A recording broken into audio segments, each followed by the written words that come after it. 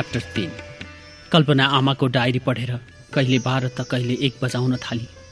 जति पढ्यो त्यति नै अर्को पाना पल्टाउन उसलाई मन लाग्थ्यो। आमाको कहानीका पाठाहरू आमाकै हातले त्यस डायरीमा छरिएका थिए। उसले आमालाई यसरी प्रस्तुत भएको कहिल्यै देखेकी थिएन। निन्द्राले सुत भने पनि कल्पनालाई डायरीले अझै पढ भनिरहेको थियो। ऊ भोलिपल्ट अन्य पाना पढ्ने बाचासहित बिस्तरामा गई।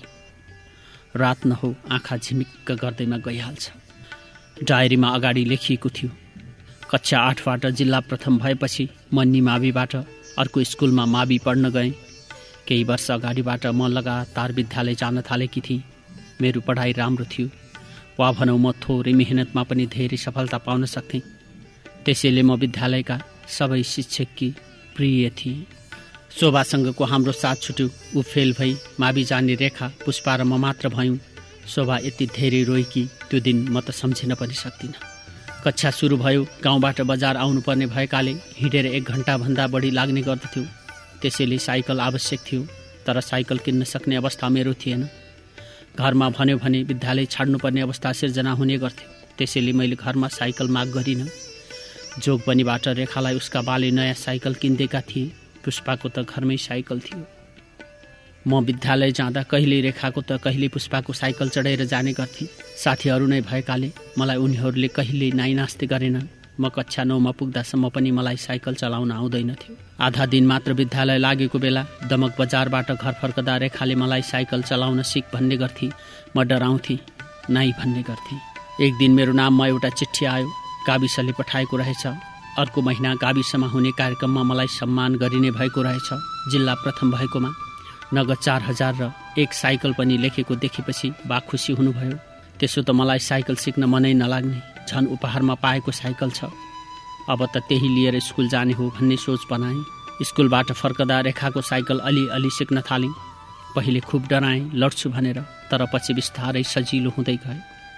बाटो कच्ची थियो, बीचमा एक धार लागेको गोरेटो र छेउमा झार थियो। साइकल त्यही गोरेटोबाट चलाउनु पर्ने थियो।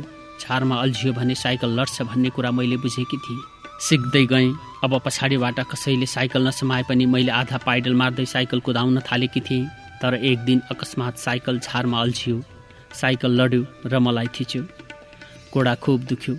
टेक्न मिल्छ होला भनेर उठेँ, तर टेक्दा झन् दुख्यो। रेखाले कसो गरेर साइकलमा हालेर नजिकैको मेडिकलमा पुर्याई।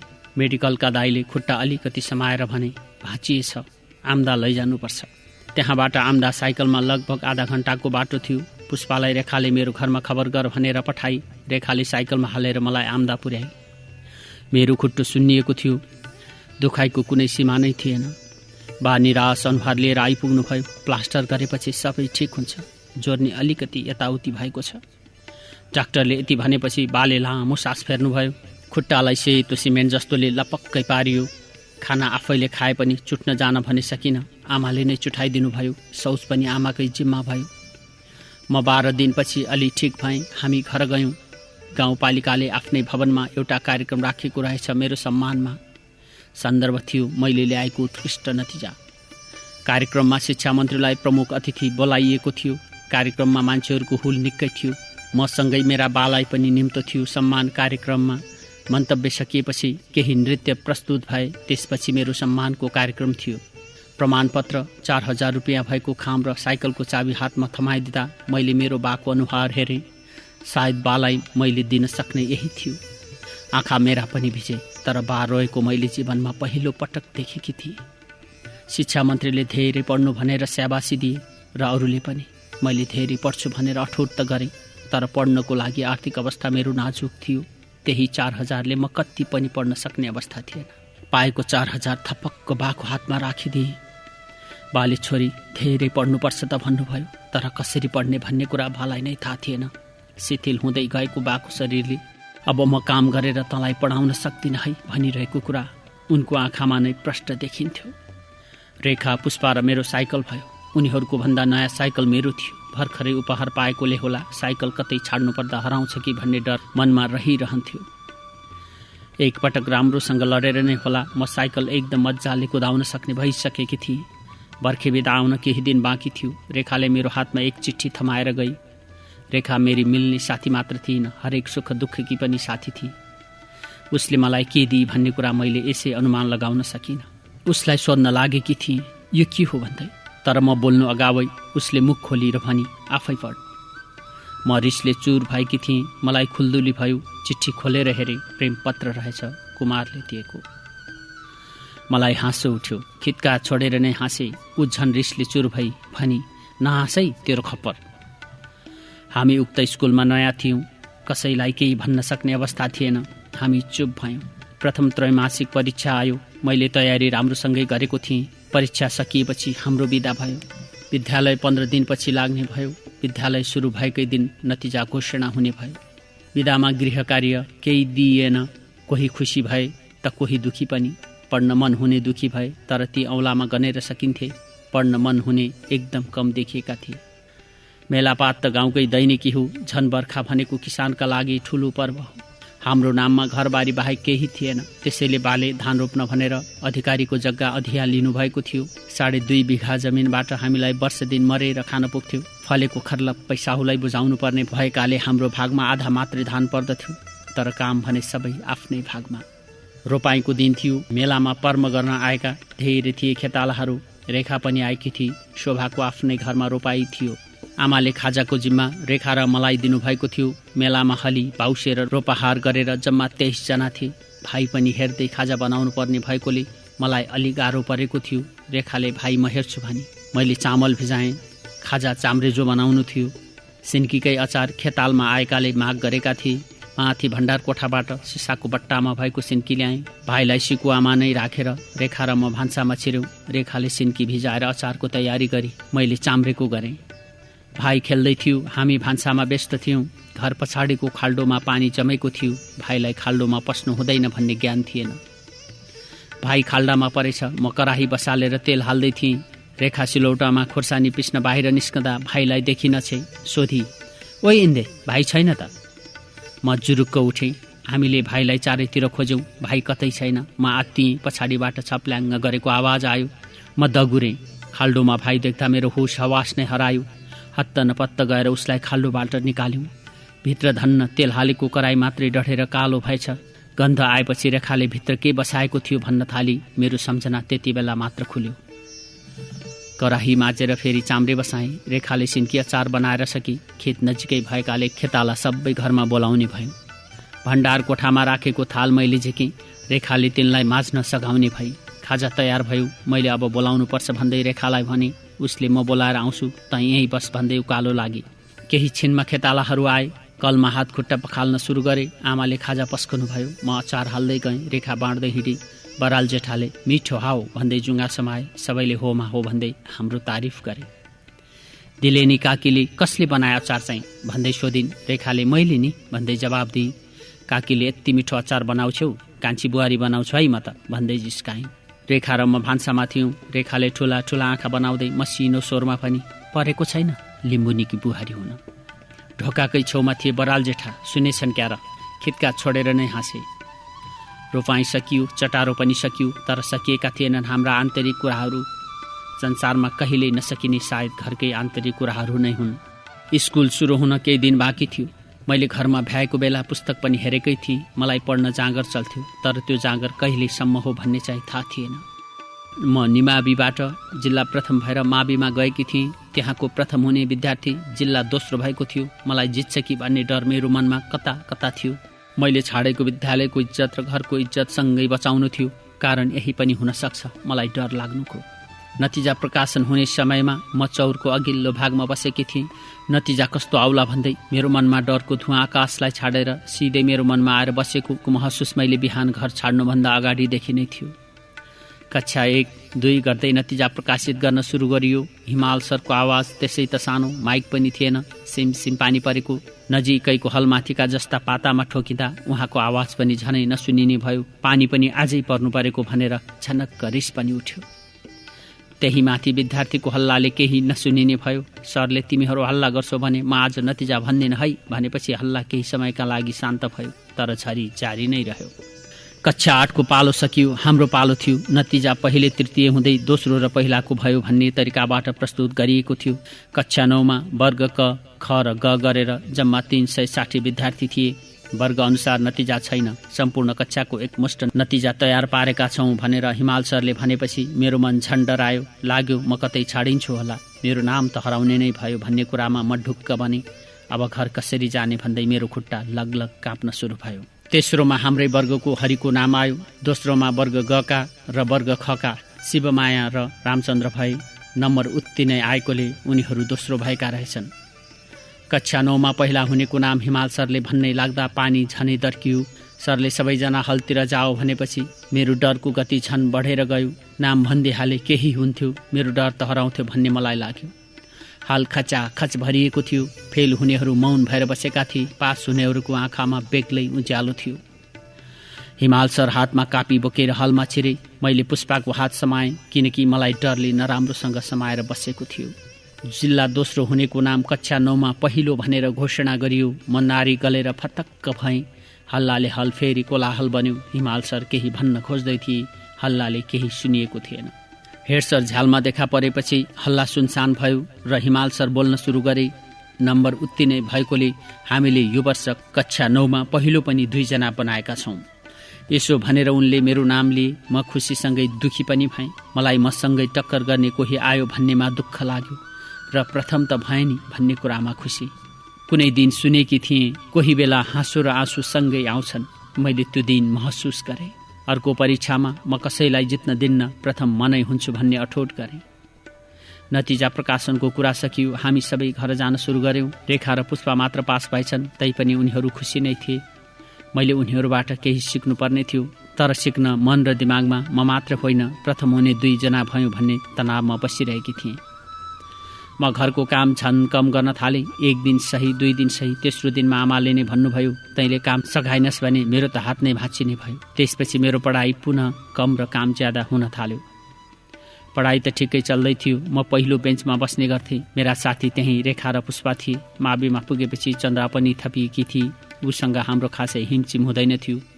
रेखा र पुष्पा मेरो बच्चै बाटका साथी थिए। उनीहरू पाएपछि मलाई अरू कोही चाहिँदैन थियो। उनीहरू नै मेरा सब थोक थिए। म विद्यालयबाट फर्कदै थिएँ। घरमा मान्छेको घुइँचो देखेर मनमा चिसो पस्यो। के भयो भनेर मनमा कौतूहलता छायो। शोभाका बा झोक्राएर बसेका थिए। मेरा बा रिसले चुर भएर आमा केही बोल्नु भएको थिएन। म घर पुगेपछि भिडले मलाई बाटो छाड्यो। शोभाका बाले मलाई सोधे, भन् त नानी, शोभा कहाँ जान्छु भनेर रेडेकी थिए? म माथि आकाश खस्यो। शोभासँग भेट नभएको नै मेरो 7 दिनभन्दा धेरै भइसकेको थियो।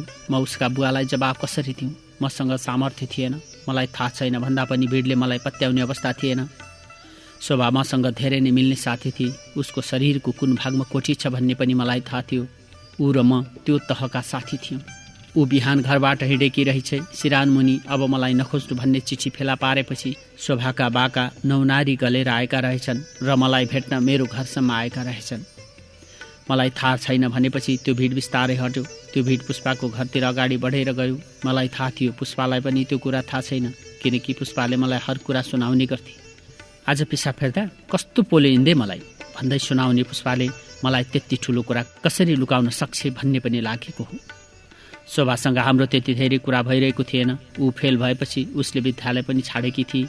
विद्यालय छाडेपछि कहिलेकाहीँ त्यही गाउँमा बाहेक अन्यत्र कुरा हुन्थेन। भनौँ शोभासँग हामी फेरि भिजेका थिएनौँ कुनै झरीमा। उसँग कटुवालका आँप चोरेर साँधेर नखाएको धेरै भइसकेको थियो। यसरी दिन बित्दै गए। ऊ गाउँबाट अकस्मात हराएर गई। शोभाका बाआमा शोभालाई सम्झेर कति रोए, यकिन गर्न सकिँदैनथ्यो। शोभा घरबाट हराएपछि ऊ फर्केर आउँछ कि भन्ने आशमा म उसको घर हर बखत गइरहन्थेँ। ऊ फर्कन त परै जाओस्, उसले पुनः चिठी पनि पठाएकी थिएन। खाना पाक्यो। आमाले मलाई खाना खान बोलाउनु भयो। म गएँ। केही गाँस मुखमा हाल्दै गर्दा आमाले मलाई सोध्नुभयो, भन् त नानी, तँलाई शोभाको बारेमा केही नै थाहा छैन हो? त्यो दिन थाहा छैन त भनिस्, तर मेरो मनले तँलाई थाहा छ झैँ भनिरहेको छ। मैले भने, सत्य आमा, मलाई उसको बारेमा केही पनि थाहा छैन। उसँग भेट्नै नभएको कति भएको थियो। चुलोको सिरानबाट बा बोल्नुभयो, यो बितेको कुरामा के अल्झिरा छ हौ तिमीहरू? सबै चुपचाप भएर खाना खायौँ। विद्यालयमा कार्यक्रम हुनेवाला थियो। मैले गीत पनि गाउने भएकीले रेखाले मेरो नाम गायनमा टिपाएकी रहेछ। हिमाल सरले गणितको कक्षा लिँदै गर्दा कक्षा 10 को एकजना केटी आएर सबैको नाम लिँदै तयारी गर्न सभा हल आउनु भन्ने उर्दी जाहिर गरी। मेरो नाम आउँदा म झस्किएँ। मैले मेरो नाम टिपाएकी थिइनँ। मेरो नाम कसरी आयो भन्ने कुरामा म अलमल नै परेँ।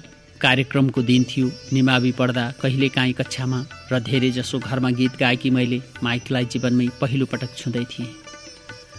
उद्घोषकले मेरो नाम लिँदा मेरो खुट्टा काँपे, धमिलो देखेँ सबैतिर। सबै विद्यार्थी जोडले ताली बजाउँदै थिए। म भने डरको विराट क्षेत्रमा पसेको महसुस गरिरहेकी थिएँ। यस्तो लाग्थ्यो यहाँ केही अचम्म होस्, म कतै अलग भइजाउँ, तर त्यसो केही भएन। मञ्चमा उक्ले माइक समाएपछि मुटु चिसो भएर आयो। पानी पिउँ झैँ लाग्यो। पानी पिउँछु भन्ने हिम्मत आएन। भन्न पनि कसलाई भन्नु। रेखा र पुष्पा तलबाट गा गा भनिरहेका थिए। मैले सोचे जस्तो हुन्न जीवन बोलको गीत गाएँ, तर आँखा भने रेखा र पुष्पा बाहेक अरूतिर कतै पनि लगाउन सक्ने अवस्था पनि त थिएन।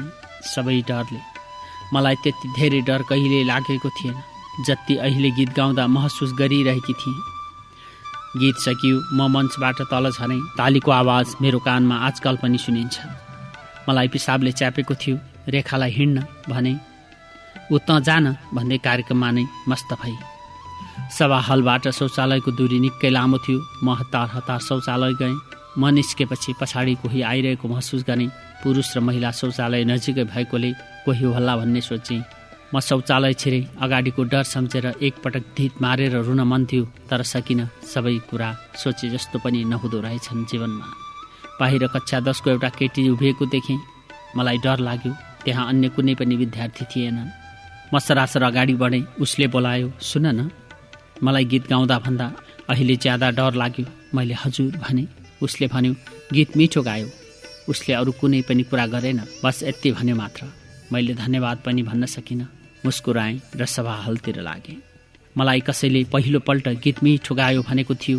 उसको अनुहार सम्झिएँ। चिउडोमा चुस्स दारी, गाला स्याप्प परेको अनुहार। मैले उसलाई सम्झेर नै धन्यवाद भने मनमा नै। घर फर्कदा रेखाले सुनाई, तैँले गीत गाउँदा कक्षा 10 को अर्जुनले तँलाई कसरी हेरिरहेको थियो। को अर्जुन? म झर्किएँ। त्यही पारी गाउँको हौ, ज्योतिषीको छोरो। चुप है भन्दै मैले साइकलको गति बढाएँ। रेखा, पुष्पा र म साइकल कसले छिटो चलाउने भन्दै प्रतिस्पर्धा गर्ने गर्थ्यौँ। हुन त रेखा र पुष्पाले नै मलाई साइकल पछाडि समाएर चलाउन सिकाएका हुन्, तर पनि मैले साइकल चलाउन जानिसकेपछि उनीहरूले मलाई जित्न सक्दैनथे। उनीहरू मेरो पछि पछि आए। मैले झन् साइकलको रफ्तार बढाएँ। मैले साइकल आँगनमा केही पुर्याएको थिएँ। भाइ साइकल चढ्ने भन्दै सिकुवाबाट दौडेर आयो। म साइकल चलाएर हैरान भएकी थिएँ। आमाले भाइले रहर गर्यो, एकछिन कुदाइदेन भन्नुभएपछि पछाडि चेपेको किताबलाई मैले खाटमा फ्यात्त फालेँ र भाइलाई पछाडि राखेर उकालो चढेँ।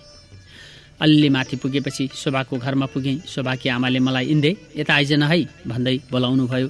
भाइलाई च्यापेर शोभाको घरतिर तेर्सिएँ। के भयो काकी? शोभाले केही चिठी पठाई? सुरुमै शोभाको बारेमा सोध्न मन लाग्यो। काकीले चिनीको बट्टामा एउटा कागज निकाल्दै दिनुभयो। आज चिठी आएको छ। शोभाका बा घरमा छैनन्। मलाई पढ्न आउँदैन। लौ न, के लेखेको रहेछ, तनै पढ भनेर उहाँले चिठी मेरो हातमा थमाइदिनु भयो। मैले सरर पढ्न सकेँ। जे लेखिएको थियो भनिदिएँ। शोभाकी आमा रुन थाल्नुभयो। मैले यस्तै हो काकी भन्दै अरू केही भन्न सकिनँ। म भाइलाई साइकलमा राखेर फेरि घरतिर आएँ। आमालाई शोभाको कहानी सुनाएँ। शोभा बेलडाङ्गी शिविरमा आएको पाहुनासँग प्रेम विवाह गरेर भागेकी रहेछ। अहिले बागलुङमा रहेछ। केटाको घर चाहिँ माथि सुनमाई शिविर रहेछ। बागलुङ चाहिँ पढाउन बस्दो रहेछ र शोभालाई पनि त्यतै लिएर गएको रहेछ। मैले आमालाई यो कुरा सुनाउँदा आमाले मेरो अनुहारतिर हेर्दै भन्नुभयो, त भाग्दिनस् नि। के भन्छिन् आमै भन्दै म झर्किएर माथि कोठामा चढेँ। रेखालाई ज्वरोले समाएछ। ऊ विद्यालय जान नसक्ने भएछ। म र पुष्पा मात्र विद्यालय जाने भयौँ। दो बाटोमा पुगेपछि अर्जुन देखियो। मैले साइकलको गति बढाएँ। अलि पर पुगेपछि पछाडि फर्केर हेरेँ। पुष्पा अर्जुनसँग मस्किँदै आइरहेकी थिए। मलाई छनक्क रिस उठ्यो। साइकलको गति फेरि बढाएँ। कक्षा कोठामा पुष्पा आई। ऊ मसँग बोलिन। उसले धेरै कर गरेपछि मैले भने, केटा पाएपछि मलाई नै बिर्सिने त? उसले भनी, पछि थाहा हुन्छ, हेर्दै गर्न। यति भनेर केही लजाई। मैले के कुरा हो मेसो पाउन सकिनँ। ऊ बस हाँसिरही मात्र। कक्षा सुरु भयो। विद्यालय सकियो। पुष्पाले भनी, हिजो आज चटपटे खाम। मैले भने, मसँग पैसा छैन। पुष्पाले, मसँग छ, जाम न भन्दै मेरो हात तानी। चटपटे पसलमा अर्जुनलाई मैले परेबाट देखेँ। अर्जुन त्यही थियो जसले मलाई तिमीले मिठो गीत गायो भनेर कार्यक्रमको दिनमा भनेको थियो। उसलाई त्यहाँ देखेपछि मलाई जान मन लागेन। पुष्पालाई भने, त्यहाँ नजाम न। उसले मानिन र भनी, त्यही जाने हो, खुरुक हिँड। उसको अगाडि मेरो जोर चलेन। पुष्पाले 2 ठाउँ चटपटे बनाउन लगाई। अर्जुन मलाई हेरिरहेको थियो। पुष्पा मस्किरहेकी थिए। मैले छिटो छिटो चटपटे खाएँ र पुष्पालाई अब जाउँ हिँड घर भने। एकछिन बस् न भन्दै उसले मेरो हात तानी। म रिसाएर साइकलमा चढेँ र भने, त जे गर्दै गर, म चाहिँ हिँडेँ। पुष्पा मेरो पछि पछि आई। म उसँग रिसाएको छु भन्ने कुरा उसले बुझी। त्यही बुझेर नै ऊ मसँग नबोली हिँडी। साथी हो, मैले यसो गर्नु हुँदैन, तर उसले पनि त्यसो गर्नु हुँदैन थियो भन्दै मन बुझाएँ। रेखा ठिक भई अब विद्यालय जाने। हामी फेरि 3 भयौँ। विद्यालय जाँदा हामी सधैँ 3 जना नै हुन्थ्यौँ। तर केही दिनबाट भने अर्जुन पनि थपिएको थियो। दो बाटोमा बसेर ऊ हामीलाई पर्खन्थ्यो। म उसँग केही बोल्दिनथेँ। ऊ भने अनेक कुराले मलाई बोलाउन खोज्थ्यो, तर म कसै गरे उसँग बोल्दिनथेँ। रेखा र पुष्पा मलाई बोल भनेर कर लगाउँथे, तर खै किन म उसँग बोल्न नै चाहन्नथेँ। सायद मेरो बानी नै त्यस्तो थियो कि। खैर जे होस्, हामी 3बाट 4 भएका थियौँ र फेरि 3मा नै झर्छौँ भन्ने कुरा मलाई थाहा थियो। अर्जुन केही महिना हामीसँग मात्र हो, त्यसपछि ऊ प्रवेशिकाको तयारीको लागि दमकमा बस्नेछ भन्ने कुरा मलाई थाहा थियो। हाम्रो विद्यालयले प्रवेशिका तयारीको लागि दमकमा छात्रावासमै राख्ने गर्थ्यो। एक दिन अर्जुन आएन। मेरो मन चिसो भयो, तर किन आफैलाई सोधेँ। अर्जुन नआउँदा मलाई किन यस्तो भयो भन्ने थाहा भएन। म साइकल कुदाउँदै जति अगाडि बढ्थेँ त्यति नै पछाडि पनि हेर्थेँ, कतै अर्जुन आइ पो हाल्छ कि भन्दै। तर अर्जुन आएन। एक दिन भयो बित्यो, अर्को दिन आउँछ लाग्यो, तर ऊ फेरि आएन। 2 दिन हुँदै 7 दिन बित्यो, तर अर्जुन आएन। यता मेरो हालत भने बेग्लै नै थियो। अर्जुन नआएको दिनबाट खाना रुच्न छोड्यो। मन त्यसै निराश बन्यो। के नपुगेको जस्तो महसुस मलाई हुन्थ्यो। एक दिन त आमाले नै सोध्नुभयो, तँलाई के भएको छ आजकल, किन टोलाएर मात्र बसेकै छस्? केही होइन भन्नु सिवाय मसँग अन्य जवाफ पनि थिएन। अर्जुनलाई सम्झे भन्न सक्ने अवस्था पनि त थिएन। सेतो सर्ट लगाएको मान्छे दो बाटोको चौतारीमा अडेस लागेर बसेको परैबाट देखेँ। पुष्पा र रेखालाई उछिनेर दो बाटोमा पुगेँ। अर्जुन नै हो, मनले यसै भनिरहेको थियो। अर्जुन नै रहेछ। मलाई किन त्यति खुसी मिल्यो थाहा भएन, तर आनन्द चाहिँ मलाई महसुस भएकै थियो। अर्जुनलाई देख्दा अलिकति दुब्लाएछ, बिरामी थियो, सोध्न मन थियो। पहिले नबोलेकामा ग्लानी मलाई अहिले भइरहेको थियो। पहिले बोलेको भए अहिले कता गयो यत्रो दिन भन्न त सक्थेँ, तर त्यसो पनि भएन। अर्जुनले मलाई सम्झ्यो कि सम्झेन भनेर जान्न मन थियो। अब उसैलाई सोध्न मिलेन। रेखा र पुष्पालाई सोधेँ भने यो पनि सम्भव भएन। मलाई बेचैनी भयो, तर अर्जुनलाई देख्दा मन चाहिँ प्रफुल्लित भएकै थियो। रेखा, पुष्पा र अर्जुन एक लाइनमा साइकलमा आइरहेका थिए। म अलि अगाडि थिएँ। रेखा र पुष्पालाई ठेलेर म नै अर्जुनको साइकल छेउैबाट मेरो साइकल कुदाउँझै भयो। तर पहिला म नै नबोलेकी हुँ। मलाई यही कुराले सताइरहेको थियो। कक्षामा पुगेपछि पुष्पालाई आँट गरेर सोध्छु भन्ने थियो, तर सकिन। सोध्छु भनेर नै पुष्पालाई ओइ सुन्न भनेकी थिएँ, तर आँटले साथ नदिएपछि किताब र पानी माग्दैमा मेरो दिन बित्यो। बेलुका फर्कने समयमा अर्जुन देखिएन। मलाई फेरि चिन्ता बढ्यो, ऊ कता हरायो भन्ने। तर त्यसो भएन। हामी केही माथि पुग्नासाथ अर्जुन साइकल हुइक्याएर हाम्रो नजिक आइपुग्यो। रेखाले अर्जुनलाई सोधी, अब कहिले जाने? अर्जुनले भने, अब जान्न। रेखाले कहाँ जाने भनेर सोधी। मलाई कौतूहल भयो, तर अर्जुनको जान्न भन्ने शब्दले मनलाई शीतल पनि मिलेकै थियो। मलाई कसैलाई सोध्न मन थियो, अस्ति अर्जुन कहाँ गएको थियो? अस्ति ऊ किन नआएको? उसले कसैलाई केही खबर मेरो लागि भनेर पठाएको थियो कि नै? यी तमाम प्रश्नहरू मेरै लागि मात्र थिए। सोध्ने आँट आएन र मैले थन्क्याएँ मनको कुनै बाकसमा प्रश्नहरू र सोचेँ कुनै दिन अर्जुनलाई नै भन्नेछु। बेलुका रेखाले उसको घरमा सुत्नै भनेर बोलाई। मलाई आमाले दिनुहुन्न भने। उसले भनी, आइज न, हाम्रो बा हुनुहुन्न के, आमा र म मात्रै छौँ, डर लाग्छ। मैले भने, त्यसो भए तैँले नै आमालाई भन्। मैले भन्दा दिनुहुन्न। उसले ल भनी। भाइ मेरो साइकल देख्न साथ दगुरेर आयो, तर आज साइकल चढ्ने भनेन। मलाई गर्ल्याममा अँगालो हालेर बस्यो। पिन्चे अनुहार बनाएर कलतिर देखायो। मैले के भयो भनेर सोधेँ। ऊ हुँ गरेर एक्कासी रोयो मात्र, अरू केही भनेन। आमाले भन्नुभयो, कलमा थापेको गाग्रो आधा माटोले भरेछ। 3 सिर्कना लगाएकी थिएँ, तँलाई देखेर प्याउलेको नि। भाइको चकचकले आमा हैरान हुनुभएछ। कहिले यसरी कुटेको थाहा थिएन, आज भेटेछ। कसले भन्दै रेखाले भाइतिर हात लगी। रेखाको हातमा भाइ थपक्क बस्यो। तँलाई भन्दै आमाले फेरि हात उठाए जस्तो गर्नुभयो। भाइ झन् रुन सुरु गर्यो। मैले ह्या केटाकेटीलाई के दुःख दिइरहेको होला भन्दै आमालाई कराएँ। मेरो भागको खाजा भाइलाई र रेखालाई पनि दिएँ। खाजा खाँदै गर्दा रेखाले भने, ठुली आमा आज इन्दे हाम्रोमा जान्छ है? आमाले किन भन्नुभयो। रेखाले सबै कुरा बेली विस्तार लगाई। आमाले जान त, कहिलेकाहीँ हामीलाई पनि पर्छ भन्दै मलाई अनुमति दिनुभयो। बेलुका खाना खाएर आउँछु भन्दै थिएँ। रेखाले म लिन आउँछु भन्दै साइकलको पाइडल चलाई। खाना खाएर भाँडा माझ्दै थिएँ। रेखा आइपुगी। मैले भाँडा सकेँ। अब जाम। हामी हिँड्नै लाग्दा बा बोल्नुभयो, रेखा सुन त।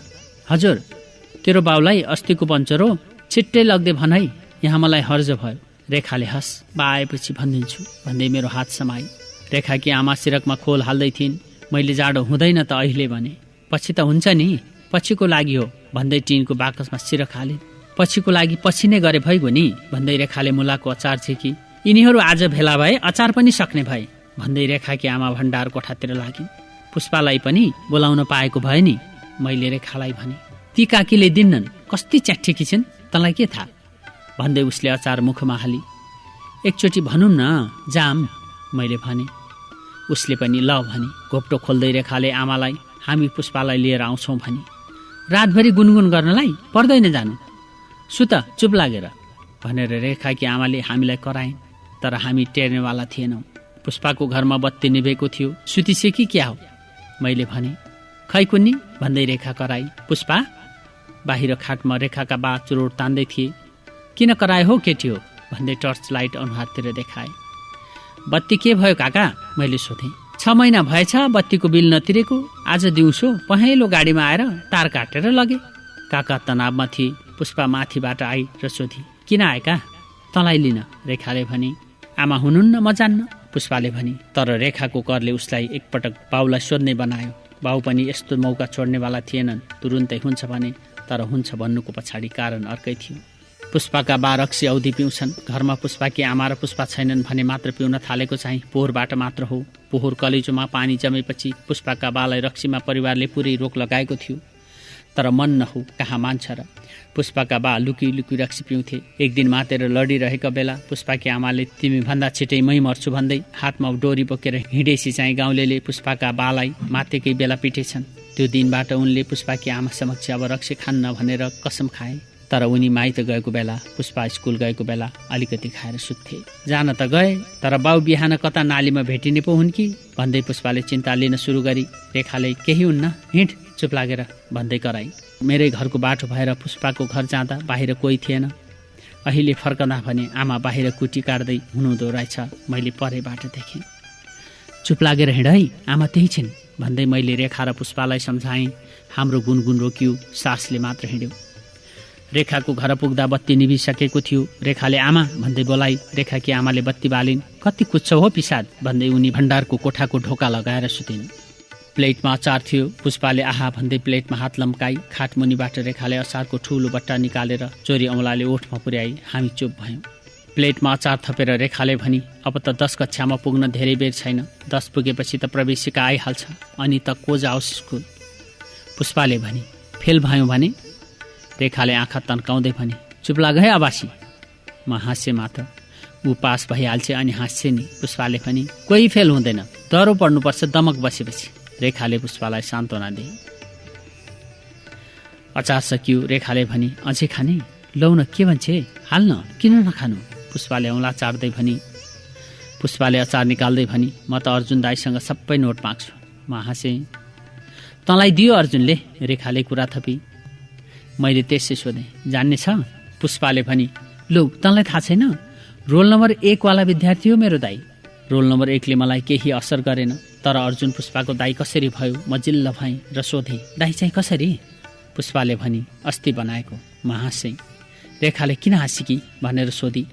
मैले त्यसै भन्ने जवाब दिएँ। मैले पुष्पालाई डरलाई दबाएर नै सोधेँ, अनि तेरो दाई कहाँ हराएको रे नि यत्रो दिन? पुष्पाले भनी, दाईको मामा घरकी हजुरआमा खस्नु भएको थियो रे, अनि धनकुटा जानुभएको रहेछ।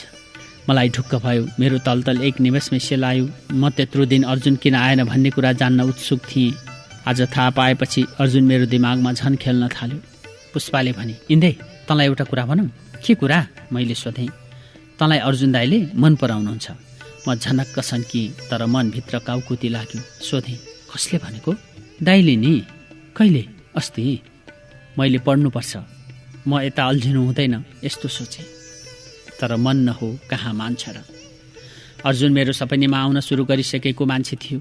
सपनीमा आउने मान्छेलाई जा भन्न औधी गाह्रो हुँदो रहेछ। मैले त्यो बेला महसुस गरिसकेकी थिएँ। कति गुनगुन गर्छ हो पिसाद हो भन्दै रेखाकी आमा कराइन्। रेखाले पढ्दैछौँ भनेपछि उनी फेरि बोलिन्, पढ्दा हिल्लिनुपर्छ, सुत।